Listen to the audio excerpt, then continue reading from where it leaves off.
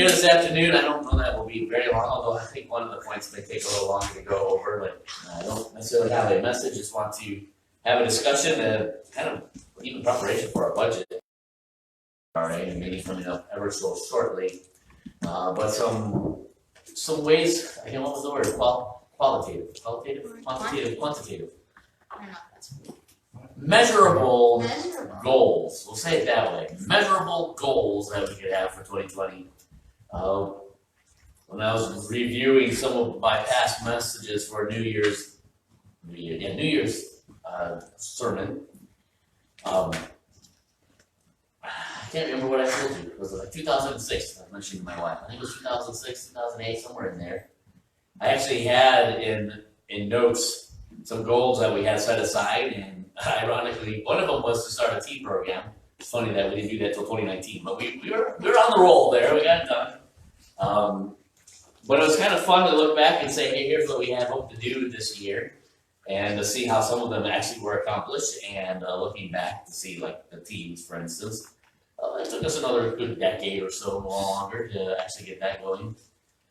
But I would like to quickly discuss that here for this afternoon, kind of putting into practice of what we looked at this morning, of having a focus on God's power, what we can accomplish through Him as He's through us, and just reminding ourselves of the privilege that we do have to serve a holy God who's called us to serve Him.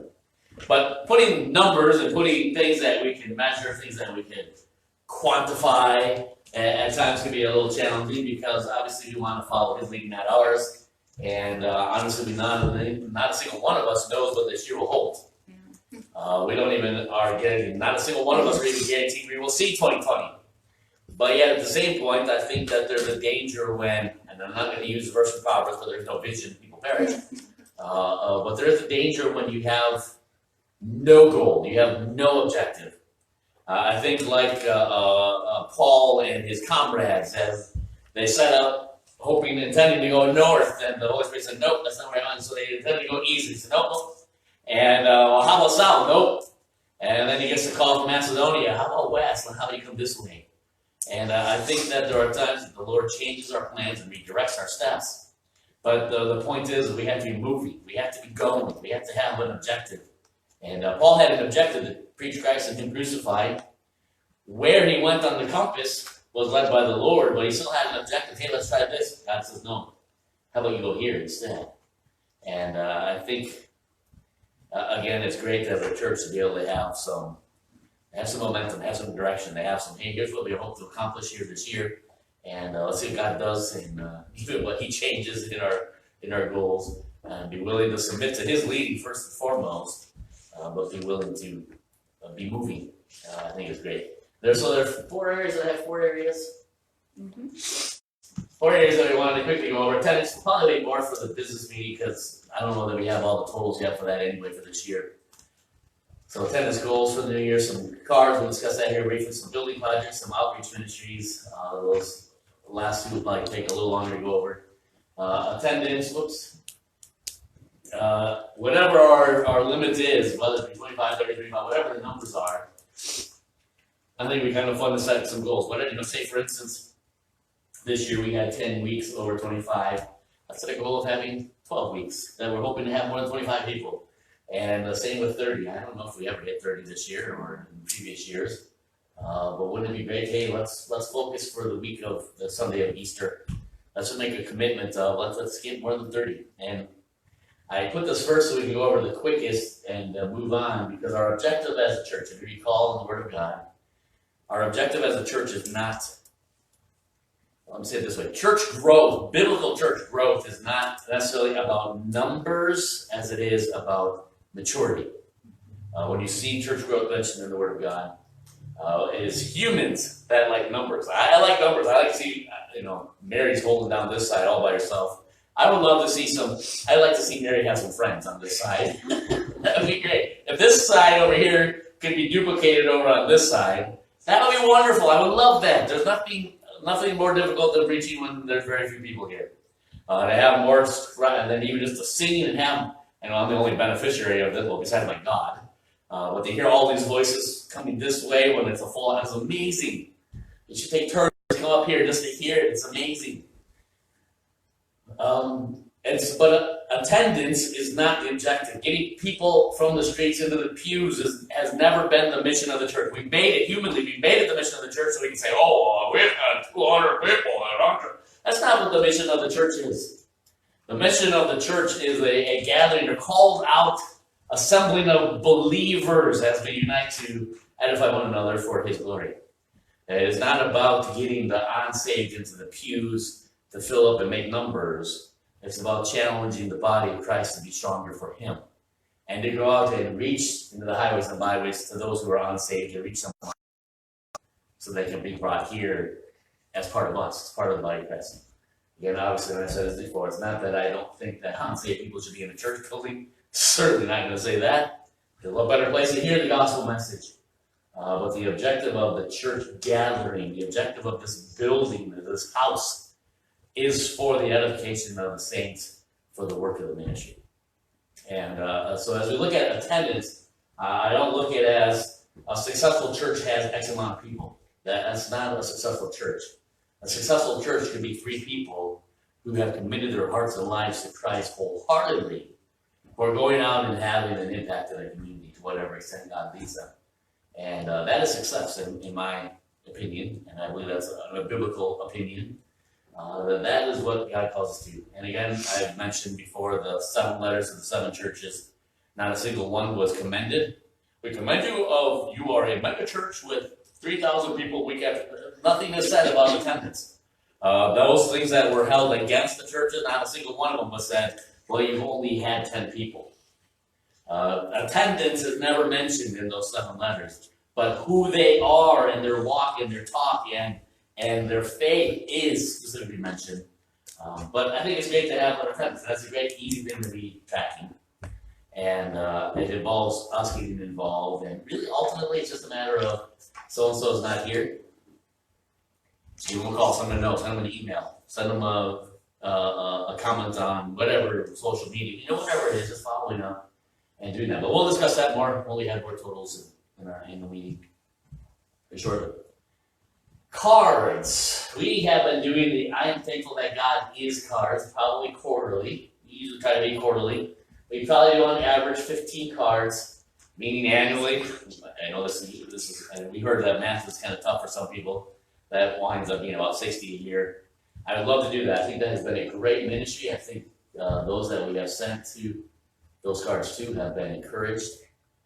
We certainly don't do that for any recognition on our part. We certainly don't do that so that we get a thank you back. That's not why we're doing this. But I think sending out 60 cards to people to say, the people that are going through struggles themselves, to say, I'm thankful that God is, and we all write a different thing, I think is amazing. And I want to continue doing that. I had a thought of increasing our card ministry this year, and even set a quantity of say 100. And except that's a really that's a little bit weird. We're planning well into the future. When Paul said to Timothy, find someone to pass on, we're talking lots of passing on. But we'll just go with 2020.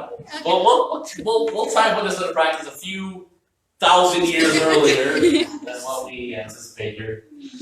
But we have, like even today, we have some people that are mentioned on our prayer list that are going through some struggles. I think it would be great as a church, and maybe it's just between my wife and I, but as representatives of the church, to send out a card that says, we prayed for you today. We added you to our prayer list today. And even give them our contact info so that they can contact us directly to give us updates and let us know how things are going and how we can pray for them better. And so it may just be a matter of, I'm certain you can even order praying for you cards that are just simple, white on the inside and you fill it out. Or certainly you would just have B&B print them there in Kiwani, just simple cards, we're praying for you from Faith Baptist Church, and we write a note. But I think it would be great if we could send out, say, 100 of those cards, realizing that not everybody on our prayer list is going to get, like Michelle, I don't know what her illness is today, and I don't necessarily need to know. But it may be something that by the time she has the card, she's better. It may be somebody that's going in for an appointment tomorrow, and so we're praying for that appointment tomorrow. But again, if you can send out a card, they're not going to get it until after the appointment. Not that that's not going to be an encouragement to them, but there are also those on our prayer list that get added that they've got large things ahead of them. For instance, Tom Pearson. When we put him on our prayer list, to be able to send Tom Pearson a card saying, "Hey, Faith Baptist Church has added you to our prayer list, and we are going to pray for you and follow this through." I think would be a big blessing to those that are going through this, and then as well as to give them an email or cell phone number, or text me any updates or how we can pray for you. I think he does a great follow-up. I don't know there'd be a whole lot of expense. In fact, the most expense may be the postage, which I believe is going up in January. Yeah. What was that? Exactly. Yeah. So we're even as far as thinking about if 100 was a good number, and truthfully with the 60 up there, we know we'll do at least 60 cards this year. We do another 100. I almost think it would be worth buying, even if they still. Sand still sells like the rolls. Probably the post office. The post office on the roll, I would imagine if you get like a roll of 100, it'd save us some money doing it tomorrow as opposed to. Is it the first it goes up or sometime in January it goes up? I don't remember what day it is. But anyway, I thought that would be well worth our investment to save a few bucks. As you mentioned, it's something we'll send out from Faith Baptist Church, so not everyone has to send it, but they have to provide the addresses. Yes. Because these are people that you are asking us to pray for. So it is a whole group effort because we'll need the address to send the Faith Baptist Church's Praying for You card. Yes. And as you know from our app and that has a hand on the screen, we like to leave them on the list until that is accomplished. And so be able to send them a card saying, "We've added you to our list and we're going to follow this thing through. Please send us updates." And maybe it's some of your friends that you've shared with us. Obviously, a lot of these, we don't know them personally. They're people that you guys know. And so I imagine you're getting updates as well, but I thought it would just be great to not have them receive, whether they do anything with it or not, to know, hey, Faith Baptist Church contact info. Ask for me to give updates. And I just think like that would be that's a great connection. Let us know if something changes. Let us know when those next tests are. Let us know what's going on, and we follow up with that. And a lot of people, and I can speak to myself as well, there are fewer people today that like to talk on the phone than, say, 20 years ago. But if I have somebody's cell phone number that I can text, and if I'm receiving a card and it says, "Hey, text me an update," I have no problem sending that. Probably if it's somebody I don't know, although I do know of some people in Burlington, but say if the church in Burlington sent me a card and say, "Hey, we're going to pray for you, send us or give us a call if there's any updates," probably not going to call. You send me your cell phone number, say, "Hey, send me a text for any updates." I might do that. Hey, there's something that's going on this week. Can you pray for this specifically? And so anyway, I just thought that would be a great addition to our cards ministry. Want to keep doing that. I'm thankful that God is, and we all do that. Collectively, we'll probably be doing that here shortly, because it's been almost a quarter since we did it last, I believe. But we want to send out potentially another 100 cards, and I think that will still be under. Surely it'll be under $100. So I think it would be wise to do that. At least get 100 stamps at this point, and go from there. So cards, tenants, easy. We'll put that off so we have the exact numbers. Here's how many times we were over this number, how many times we were over this number, and we'll discuss that briefly at the annual meeting. Cards, that's just an objective that I'd like to add for this year, kind of an addition, what do you call that, a revision. Building projects gets a little more fun. Already approved for 2019, still working on it for 2020 or 2202, which may be more likely for some of these. Flashing for out here, still want to get done. Sitting the ramp, obviously we can't do in the winter, but we need to get that done. The door, outside door over here, we need to get done. Threshold of weather stripping, and we'd like to get some security cameras. This week, haven't heard the details, but the Methodist Church was burglarized this week here in town. I don't know the details of what happened there, but I know the sheriff's department got called to the Methodist Church for a burglary. And that just reminds me again, he lives right diagonally across the street from the church, so at least he has a visual of two sides of the building. We have a visual of no sides of the building. I could say, with Joe sitting here, thanks to Macon. We used to be able to see the building from our house, but Macon built that big salt building there, and now I can't see. But anyway, I still say security cameras would be good. We've already approved it based on what is left from our budget, from those other things. But I would really like to get those approved. And then we discussed before the new property that we just bought, the garage over here. We really need to commit to this year getting that made for ministry, whatever we can do. We've just toyed with several ideas, and again, this is kind of leading us up to the business meeting. Certainly a permanent burn pit, what do you call that, a fire pit, a campfire pit, is, I think, certainly, at minimum, something we can do over there. But something that makes it clear that ministry is going on here, not just more grass to be mowed. We've had that now, this will be year 3, I think. 2 years in July, I think, so it'll be 3 years again in July. So we really need to get this, because I imagine the assessor is gonna be up by here at some point soon. And if they don't see that that is being used for ministry, we'll start getting taxed on it. We don't want to pay taxes on a property that we are using for ministry, we just have to make it what it is. Or we combine all of this as one parcel. The disadvantage of that is that's floodplain, this is not, and combining them messes everything up in that regard as well. But anyway, so there's that. Other possibilities, if we wanted to do any more, and this is where I'm hoping we have some conversation of some sort, maybe even just say, no, we're good. But so we can have an idea for our annual meeting. Here's what is still on our list. Parking lot gravel, as I pulled into where we parked there on the concrete, and there's a big as you pull up. Reminds me again that we do need more gravel out there. And come spring when it's all mud, it also makes that very clear. Parking lot gravel would be great. The sidewalk out here, we've done another repair, and I think we've managed to get it enough repaired to hold off for a while, but to get that sidewalk replaced would be a possibility. I mentioned before, this door over here will be great, and I'm not trying to do, what do we call that, a fear mongering, is that the right word? But I think to have a door, this door right there, to be more like a steel door, but not make it look institutional, but a hard door. Or the other? Yeah, this door right here. Be something so that it's something that we hope would never happen here actually happen. If you can get through that door, it would be something that could be securely bolted, and who's ever trying to commit something back here is at least going to be slowed down there. At this point, there's not even a lock yet. We have to do something here too, probably. Or hope they don't figure out that those two doors go to the same place. But they have something so that, a steel frame door that can be bolted, and at least give us time to get somewhere to safety. I think would be a great objective at some point. The cost, I don't know, but I'm just ballparking $300 to get a good steel frame door there. Especially to get one that looks nice. And they have some that, obviously a lot of churches have steel doors. They don't look just like hospital doors, they look decent. That door is just a hollow door, and no lock. So if we got past that door, we'd have to get out the outside door and away from the building, because even if we had a lock for that, they could easily kick that right through that door. And not the best for security. Ideally, those doors would be great to have that as well, but that would cost a whole lot more money. Furnace room window has been, and I kid you not, has been broken since we moved here. 18 years ago.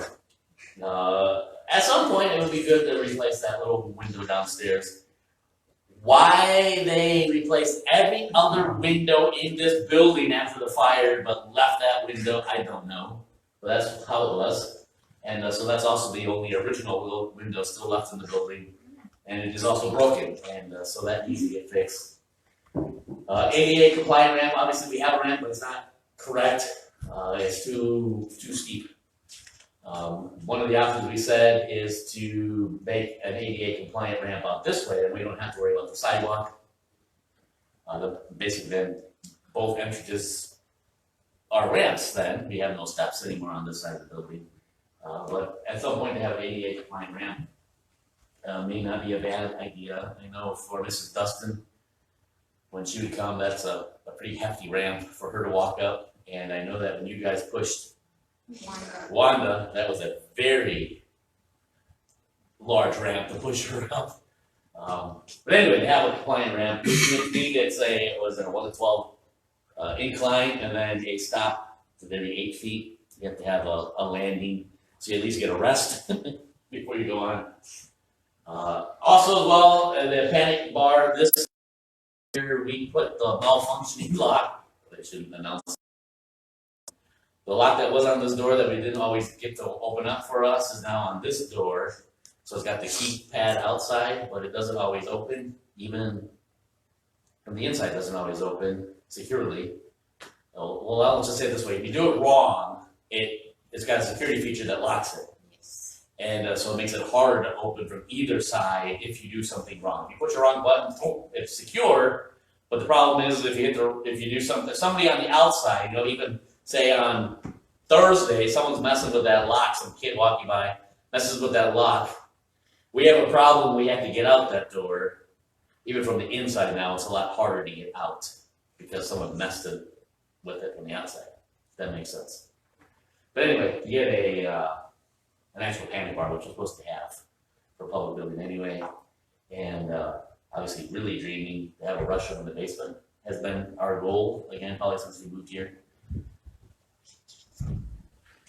But since we don't have a handicapped accessible way to get to the basement, we haven't had a great need to put a restroom down there. Because if you get to the basement, you can get to these restrooms, is our thinking. Anyway, so those are our beyond. There we go. Beyond that, no, we'll go back one more. Beyond this list, is there any of these that we'd like to add as a goal? Again, all hinging on finances and the extent of our building fund. So you've already approved the spending of, I think it was $2,000. We already spent probably almost half of that for the kitchen. Flashing thing around, threshold weather should be probably like $10 because you get it done. And security cameras with whatever is left. Coming up with something to do over there. Is there anything else that we should add to our budget for the annual meeting beyond those things? Doesn't mean that we can't do this later in the year, but if we thought, hey, let's get this done, let's get one of those done, we just add to the budget now. You already said this, but in order to be ADA compliant for the ramp going up to the north, where would that land? It will, from my measurement, it is literally at the edge of the sidewalk, so the parking lot side of the sidewalk. So we have within the inch what we need that way. To do it the other way, it'll just take it out probably another few feet going that way. Well, probably more than a few feet, because we have to have at least one rest, plus make it longer for the right slope. So is there more room out this way than that way? There's definitely more room out that way, as far as to the road or to the parking area is farther this way than this way. The advantage of doing it this way is then, if we don't, what I'm trying to say, So is it talking like going down the ways, putting a landing out and back around? yeah, we shouldn't have to fold back. Okay. We should be able to just go straight out. And it winds up so there'll be a landing pretty much at the corner here of the building, and then we can finish up from there. If we went this way. This would be a better way of going, it'd be the direct shot as well. Just a lot of people park on this side, although we are migrating more to this way. But if you, And then we're also then pretty much just getting rid of this ramp to build right over it almost. I would think a direct shot up and in, if for a wheelchair and for an ambulance would be the, Demonstrate it. Which if we went this way, we wouldn't get rid of that ramp. It just wouldn't be ADA compliant. And then if someone's in a wheelchair or walker, they could actually park and not have to deal with gravel. Correct. If we go this Which way, is right? an But advantage, here, yes. they'll be in the gravel. Yes. So there is an advantage going that way. We have more room and there is actually concrete that can be parked on. Because otherwise, it's kind of funny to have an ADA compliant ramp They have to with a work- non-ADA compliant parking lot. Correct. But at least step one is done.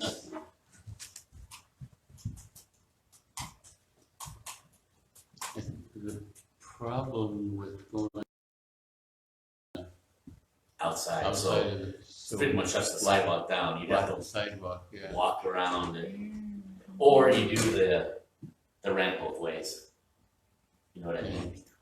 So the width of the 3 feet of the sidewalk will basically be approached from 3 sides. Could you have this up here bigger and go out diagonally and then down towards both that sides? Basically go Or you need out a and marker have a board for rest. this. No, you can park either place. Instead of going straight out, you have this a bigger area and go out towards the middle of the yard and then go down. Ah. Have like a So gazebo diagonal. top type thing there and That'd be her gazebo. Oasis. An oasis, yes. I think that would get expensive, because you have to do it 2 ways then. yeah. Or you just go one way and have stairs. Yeah. No, I think people, property owners. For construction wise, would it be less expensive just to,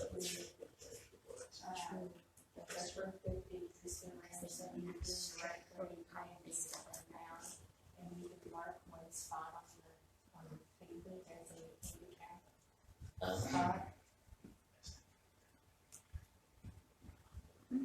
I'm afraid that to retrofit this ramp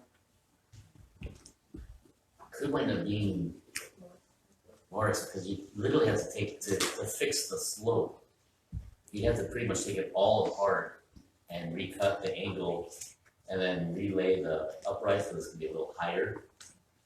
I don't, you can say, you can certainly use a lot of it, like the board, but even the board, we really should, it needs to be wider as well. So I don't know if there would be much, I don't know if there'd be much savings, unfortunately. Some of the boards look like they've been there for a long time too. And they, yes, Some of them. yes.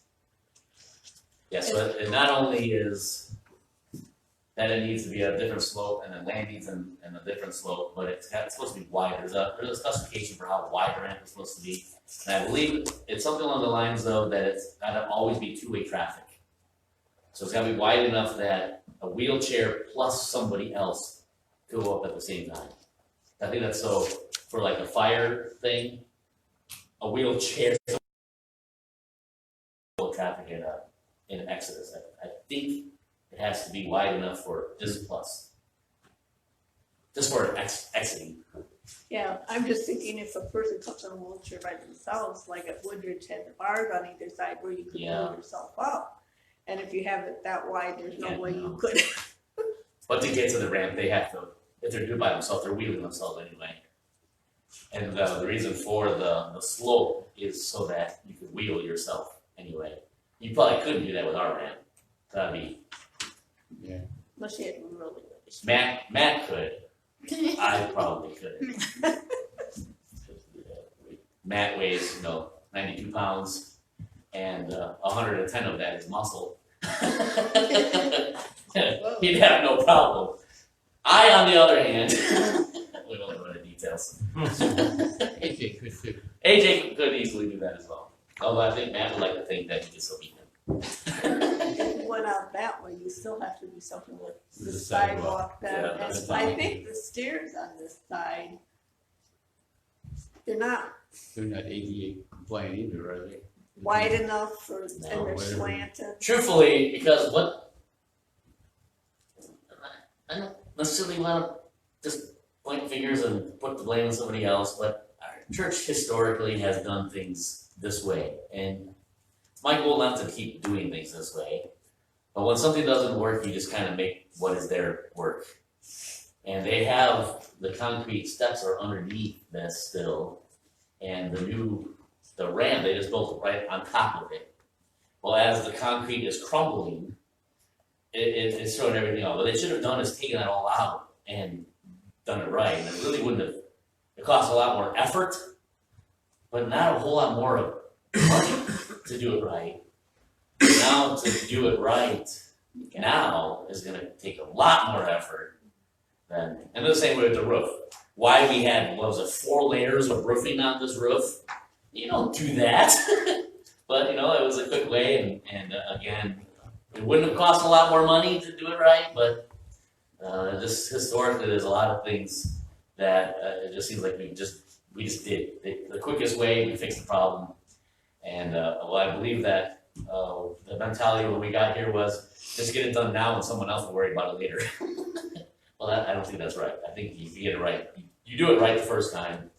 Someone's still gonna have to worry about it later, but I don't want it to have to be because of what I did. It's going to wear out and things are going to break, but do it right the first time and go from there. So ultimately what really needs to be done is really that whole thing should just be, our whole entrance should be wiped out and start over and make it right. Even the landing at the top needs to be bigger for like a funeral, which I know with that wall, we probably won't have very many funerals here anymore because there's not much seating. But there really is not enough room to rotate a casket out there, which would be ideal to be able to do. And even as far as wheelchairs and all that, it really needs to be bigger. But I digress. I don't even remember what the question was now. But anyway, that's my answer. Whatever the question was, we'll stop there and say it was answered.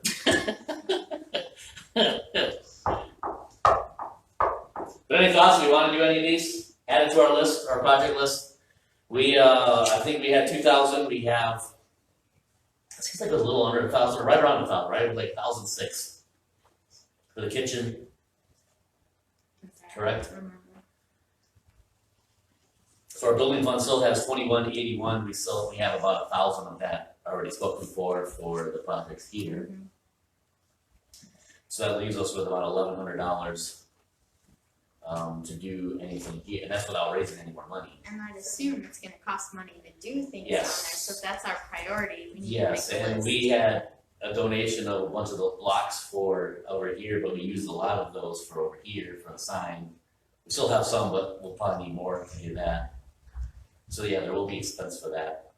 And I still love the idea of the like the blocks out here, the block burn pit, and then some sort of way of, and I'll divert to Joe on how to get that figured out. But those log campfire benches, I think would be perfect out there.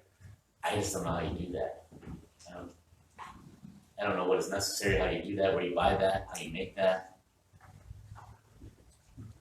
But there's gotta be a way to do that. So it just seems like we would have to do something more than just having a burn pit. I think we can. Cause I was looking at like the concrete block benches, Oh, yeah. Oh, that's right.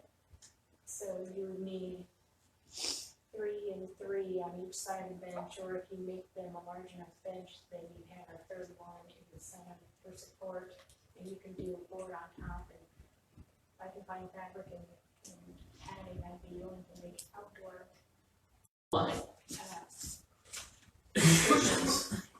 Nice. Very nice. It's something that I would probably look at throughout the years to, when I can find a sale. Yes, yes. But, I think that this isn't necessarily what we have to go for, but in my mind, what's that movie? With the Kendrick movie with the Fireproof. Fireproof, you know that scene out, I don't even know where this is. Somebody's land that's got the cross and the benches.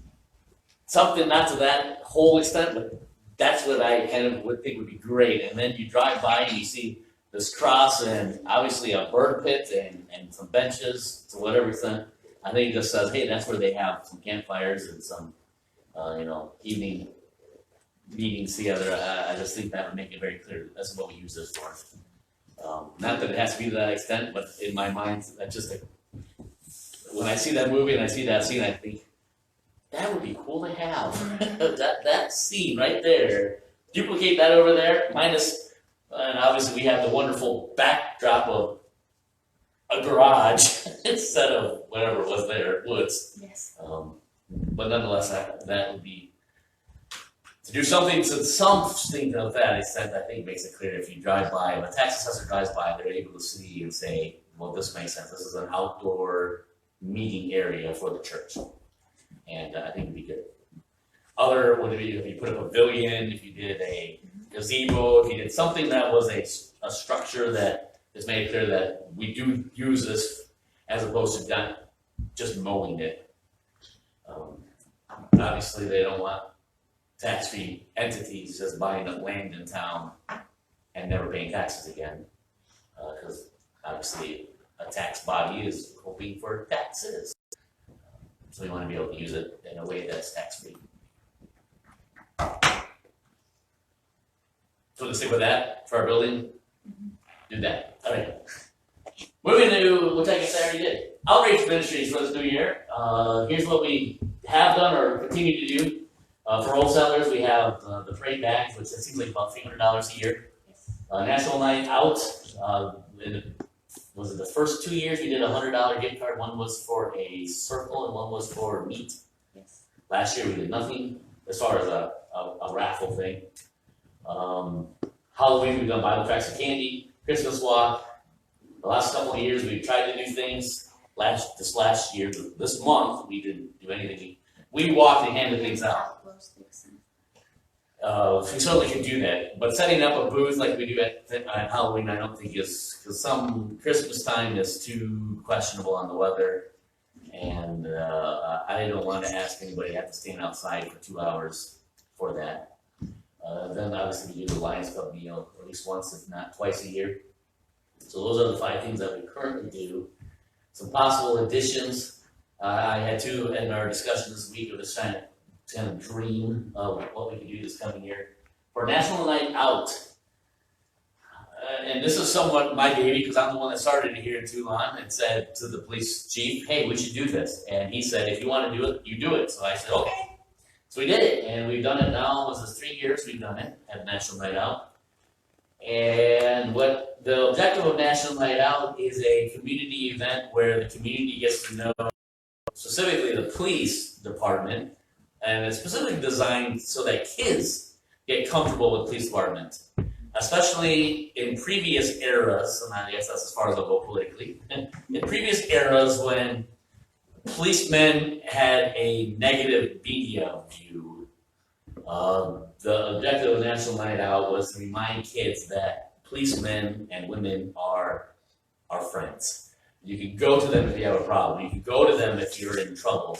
And so National Night Out is trying to reconnect, and it ultimately has an emphasis of all on drugs, dealing with drugs in your community, and realizing that these are our friends. If you see somebody doing something that they shouldn't be doing, you need to go to them. And so that's ultimately the National Night Out task. The police chief agrees with that, but he doesn't want to be the one promoting that. In other words, he doesn't want to blow his own horn, so to speak, in that regard. And here's what I had thought of how we as a church could kind of help this, and not only get National Night Out to where I hope it would be, but as well have a way that we as a church can have an impact to a particular way in our church. But on National Night Out night, whatever night we do that here in next August, if we could get, let's say 4 gift certificates, and I'll go to the fire chief and ask him to nominate one person that has gone above and beyond. Just to pick somebody. Someone that has shown leadership, someone that has shown sacrifice, someone that has gone above and beyond. And then a National Night Out, I as a pastor of Faith Baptist Church can get up and say, hey, we want to acknowledge those in the fire department and kind of blanket and acknowledge Andy Colgan as the fire chief and the system at times. And but here's somebody that has been nominated by them that we would like to acknowledge as a church and showing signs of community involvement and leadership, and give them, say a $50 gift card to Chili's restaurant, or just a gift card from the bank so you can use it anywhere, Visa gift card, whatever it would be. And then for the police department as well, do the same thing. You have somebody that you can nominate that, we want to recognize all of the police department. Well, what's somebody that you would acknowledge? And the police chief, I'm not certain if he could pick one person, because he has the attitude of he's going to pick everybody. And if that was the case, then we could just use that $50 gift card and say, for your next training night, here's a meal, which would work if we had the Visa cards. You use that for a meal for your training, and use it for everybody then. For the ambulance, I know they've done this in the past. I could ask Jim, can you nominate one person? And that would get acknowledged. And again, I recognize Jim as the head of the ambulance service, but as a church, we wanna, he has nominated person A, we want to acknowledge and recognize them. And then as well for the sheriff's department. Sheriff's department, again, I would think, because it's unionized, I don't know the legalities, if they can pick somebody to get an award, I don't know all those details, and it may just be your next training, buy pizza on us. But anyway, if we did 4 gift cards, whether it be $25, $50, whatever it is, I think that would just be a great way of taking that National Night Out one more step farther, which from a community standpoint, I would like to see happen. But from a pastor standpoint, I think it'd be great if we made that happen, and we did that, and we had a point of recognizing, all 4 departments: the police, fire, ambulance, and sheriff's department, and just made that part of that night event in that time frame. So that is that, and then as far as school, which sadly most of these things that we already are doing, as well as these 2 additions, all happened in about the same time frame. For the school, I thought what would be great to do this year, obviously we can do, but I know other churches do this, and we don't need to recreate the wheel with what's already being done, but obviously there's always need for packs and school supplies and all that for kids, and we've discussed that in the past. Even doing that for September as opposed to the parade and what we do there. But what I thought would be interesting, and I think we can still get away with this in the school here, is to do in early August when they have their in-service days here in Toulon, to prepare or buy a tray. And that'd be something that wouldn't have to be refrigerated, but whatever it is, or maybe we get a gondola sandwiches cut up and bring it at lunchtime, and they have a little card there donated by Faith Baptist Church, and then we had the thought. My first thought was it'd be great if we could get this during their in-service, and we could go there, whether myself and whomever else would be available. We could go there, give them meals, serve them food, and then pray with them before school started. I don't know that there's too many school districts in the state of Illinois that would allow that, but I think Stark County would. And I think that'd be great to be able to have a church praying with the school teachers before the school started in the public school system. My next thought was, because we were discussing, I don't know that in in-service that they actually have a schedule. I think a lot of times the teachers are, they'll do training in a couple hours, then they're in their classroom getting ready and sorting through things and decorating and all those other things, and there really isn't a lunches from 12 to 12:30 type of time frame. Then we could do a tray of something in their teacher's lounge, but then little gifts, and maybe it's just a little card that says Faith Baptist Church has prayed for you. And all I could think of was candy canes. It's the wrong time of year for candy canes. Maybe an apple. Like Card. hand We said hand sanitizer. We're praying for your health this year. Enjoy the hand sanitizer. It's on us. The teacher agrees, right? Yes, exactly. But to be able to leave that in every one of the classrooms and just say, hey, Faith Baptist, and we'd have to actually do it. We'd have to pray for those teachers, but then leave them a note saying, we pray for you. And it goes back to our card ministry, but to specifically leave it on their desk and say, hey, Baptist Church, pray for you. There's refreshments in the lounge during your break. Something along those lines. I like that. Just seem like 2 ways that at the church we could get another step of community involvement. Really wouldn't cost that much to do, but could very well have an impact. And there may be teachers there at the school that don't even know there's a Faith Baptist Church in Toulon to say, hey, this church, I don't know anything about it, but they prayed for me. And just the effect that could have in that regard. But anyway, as far as all this, because every time we have our annual meeting, or not annual, our quarterly meeting in July, we have to struggle and figure out how we're going to make pennies multiply, kind of like It's a Wonderful Life. We got the $2 and we hope that they have offspring quickly. How to pay for all this? I had the thought, if with the parade, the Agnes 300, if we did National Night Out, with my addition of, say, another $200 of gift cards, that'd be $500. Halloween, Bibles, tracts, and candy, that's usually pretty inexpensive. You guys donate the candy, the tracts are, $10 for the whole night. And Bibles we usually have on hand, and if we don't, we usually have them anyway. Christmas walk is usually pretty inexpensive with just glow sticks or something that we hand out. And the Lions Club is paid for by them afterwards. But anyway, so if we have, what do they come up with, $500? And if we planned on another, say, $100 for the teachers, I don't know what that would cost, say $100, so what are we at, $600?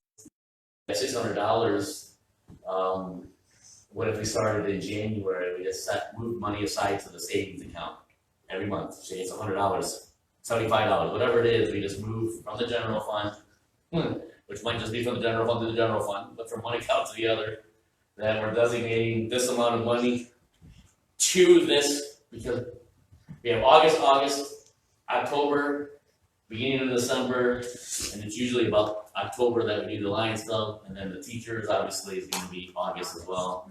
So all of our outreach is focused in like 2.5 months.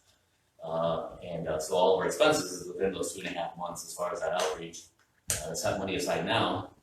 And if we have a very lucrative January, which I don't believe has ever happened in the history of this church, but we have a very lucrative month in January, you do $150, move it over, and then we're that far ahead. Thought of something that if we wanted to spread our ministries apart, because I was just thinking we don't have any say over any of those except the teachers. I mean, would we have to do it at the beginning of the That's school true, we year? wouldn't have to. We could do it in March if we wanted. They're And they have teacher wrapping up. appreciation. And we can even find out when their in-service days are, because they have those. Oh, that's true. Or pick Okay. a day that it's a school day, they'll be there, so we say this tray, True. And if and you, we could split if it you up. talk to the school, they can arrange that all the teachers have to be there at this time in the morning and the furnished breakfasts. Yes. That would work too. But And that would a move, tray on a it's not school gonna, day, they're gonna go in there every day, correct. and they have to be there. They wouldn't mind to give any time of year, because to know you're being prayed for in the trenches of the year might be nice too. Just thought of that. And again, I know that this year, January 1st, the wonderful state of Illinois is gonna make it even more harder for, more challenging for, can we say, morally sound teachers to do their job. But I do know that in the school district here, there's a lot of teachers that are good people. They have a church background. They seem, and many of them seem to even be saved, and they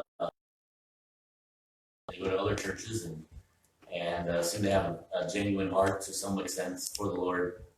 And like you said, they literally are in the trenches, especially when the state says this is what you have to do now. And I'm certain there are teachers that are saying, I don't know if I can do this anymore. I can guarantee you that's going through minds here now. Teachers that are saying, no, I don't know if you can do that. I already mentioned their Christmas program. I think, I'm not trying to pick on my brother's school, but I would almost dare say that they equaled, if not surpassed, the amount of Christian songs sung at the Christmas program than I've heard at most Christian schools. Which I think to myself, that has not got to be the norm in public schools anymore. We went to Fond du Lac's and they had a bunch of Christian songs, which totally shocked me, and then you said the same thing with here. Yeah. So yeah, it's an odd when you hear what's going on in society, and even looking at the laws for today and how they apply to the school. I do feel bad for those that are teaching in the public schools that actually have morals and stands, Yes. and There they're being are forced to do things that is contrary to what they believe. And honestly, I would say, stop. Go to a Christian school and teach there. But it's nice to know that there are those that actually have morals that are still teaching in our schools for the sake of our kids. And I think that would be a great benefit to a teacher to know. There's a church that's standing behind me, praying for me, because this isn't easy. And with all the coughing and sneezing and puking, and the hand sanitizer is a godsend. Masks. Mask, hand sanitizers, and apples. That's right. We are Just a praying thought. for your health. Then we could move that one. It wouldn't have to be there, and that would give us some ministry in a different month. Sooner, yes. That would, yes. Unfortunately, I'm not gonna save us a whole lot of money as far as the expenses goes, but Oh, right, it'll be But the it same would cost. spread it out, so we're not doing everything at the same Just time. also for ministry wise, it helps us not Yes. just do everything back to back and then, Yes, okay. And then Yeah. never done. That's Just very a true. thought. Truthfully, as small as that is, it wouldn't be bad to do it twice a year, do it each semester. Once in the fall, once in the spring. Or once at the beginning of school and once February, March, like you said. But anyway, any thoughts or additions or something that we'd like to do? I think backpacks and pencils seem a little covered in our community. It seems that way, so yes. I haven't really heard. The one church has a creative idea if you wanted to do that again in January, that's interesting. Yes. But at the beginning of the year, it seems like kids are getting this stuff everywhere. yeah, Yes. other churches in the area have their basement full. So doing Right. something for teachers sounds like a good plan. Yes. Yes. Any objections, thoughts, additions, any other thoughts as far as that goes? When we get to our attendance discussion on our annual meeting, it'd also be a great challenge for us to consider individually. What if each one of us just had the goal of her goal of reaching one heart, one soul for Christ this year? There isn't a reason why all of us couldn't find one person this year. Again, I'm not talking about getting more people in this pew, although that would be a great byproduct. But our objective is to go and have a mission. 2020, let's have a focus that every single one of us is going to have a focus. Maybe it'll be 5 people in our life. Let's put 5 people on each of our prayer lists. There are 5 people that I know that aren't saved. Lord, show me opportunities that I can have this year for those 5 people to show them who you are. I think it would be a great, can't really put it on here because I don't know there's a way to quantify that, and I don't want to have salvation by the number. I don't want to be the pastor who says, I had 27 people saved last week. Well, I don't know if that's what this is all about. I don't think this is about a bragging thing. But I think it's about fulfilling our goal, our objective of being a child of God. Or just putting, I just picked that number, but there's 5 people that I know that aren't saved that, Lord, give me an opportunity this year to have an impact with those 5 people. It might be neighbors, it might be coworkers, it might be family members, whoever it is. 5 people that I'm going to be keeping my eyes on. 5 people that I'm going to describe as white harvest. And I want to have an opportunity and have an impact in their life. So it may not be that they make a decision this year. It may be that that their life ends sooner than we know, or it may be that they move to Georgia. But here's as we start the year, here's 5 people that I would like to have a focus on of, Lord, help me with these people have an impact in their life for the sake of eternity, with the ultimate goal of being able to share the gospel with them and having them make a decision for Christ. I think would be a great goal for 2020. Usually no expense involved. But yeah, a lot of sacrifice involved. We'll say it that way. Any other thoughts, comments? What do we think about this financing? So if we come up with like say $600, if we start moving over, just designating whatever that would be between now and August, so 7 months, be a little less than $180, whatever that would be. Just move that over, and so then we're paying it in monthly amounts instead of we get to the middle of July for our next quarterly meeting and say, all right, so we decided in January we're going to do these things all right now. Where's the money? I think it would be wise for us to start setting that aside now. I don't know. We don't actually have a savings account, do we? We do have a savings account? Is that what the building fund is? No, there's another account. Oh, that's right. There's like $1,000 there, something. It's not a lot, 900. 900. not a real lot. Well, that's even easier. So if we actually do have a savings account, I think it'd be great to actually move it from out of the general fund to the savings.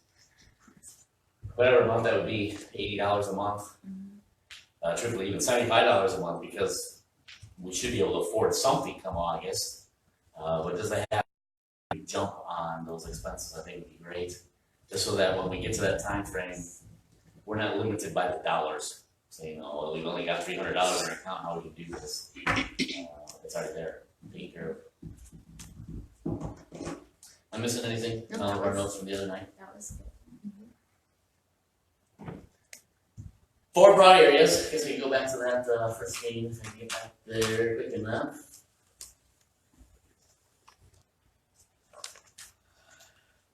There. Tennis cards, building projects, outreach ministries. 4 ways that we can have measurable goals for 2020, and see what the Lord does for us and through us beyond that. If you have any other thoughts, or I will say these 4 things are going to be on our annual meeting agenda. Most of it we've already figured out. That'll just be to get it official in the minutes and then move forward with it. And if you have any thoughts, especially in regards to the property or outreach, keep that in your mind. Pray about it. And we have, 2.5 weeks before our annual meeting, 3 weeks before our annual meeting, and we'll go forward from there. Let's go with our prayer and then we can be dismissed. Dear Lord, we thank you again for who you are. Thank you for your work. We thank you that you call each one of us worthy to be a part of your ministry for you. And I pray that we would continue to stand in awe of that, that we wouldn't lose sight of our focus in the midst of the routines of ministry, of the routines of service. And I just pray that you would use us and stretch us, so mold us, that we would be reminded continually of your grace, continually of your strength. And I pray that we would go forth as ambassadors for you. And certainly as we go our separate ways now here this afternoon and regather if you tarry next Sunday, I pray that you'd use us between now and then to your honor and to your glory. In Jesus' name, amen. And may I say Happy New Year. As soon as you prayed, I remembered one outreach we did was the military this year. Oh, yes. And that was really a blessing to put together, and I would hope we could do Yes. something like Yeah, that we want to do that again. next year. And I got such good response from everybody that was helping, and it's almost unlimited how many names we were coming up with. So Correct. we should add that on our list. Yes. That's December, November, it's right in there. But even the cards, that the cards were specific for them. That was just a real blessing. So I'm gonna write that. Just you will bring in It things to fill up the boxes. Obviously, some people will be repeats year after year. We won't have to send them a Bible every year, But the cards. but the cards would be, and those that got a Bible this year, it'd be great to send them some sort of other literature, Yes, it's obviously keeping in mind that these aren't independent fundamental Baptists that went to Bible college, so the book, it won't, well, we'll just have to keep that in mind when we send the devotional book. But I think that would be a great opportunity for us this year as That's well. right now. or something. What does Paul say? If our faith or if our journey is all about this life now, we are men most miserable. That's a good point. This is not our best life. Let me just say that. But we are living for what will be the best. And we're setting our affections on that already. Not on what that knucklehead wrote in that book.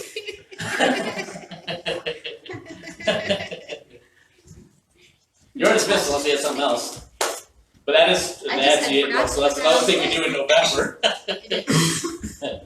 It is. So we need to spread this around.